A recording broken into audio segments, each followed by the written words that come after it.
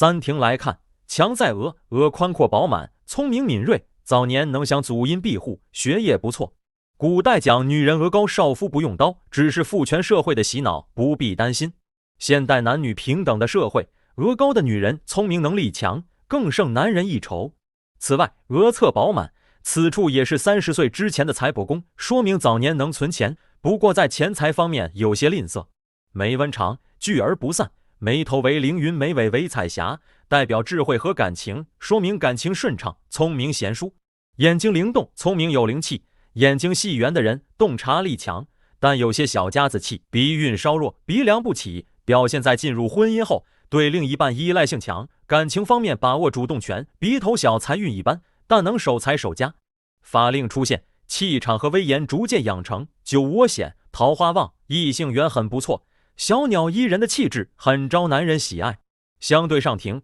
下庭稍弱，特别是奴仆宫凹陷和子女晚辈缘分浅，不够下把兜，晚年能兜财。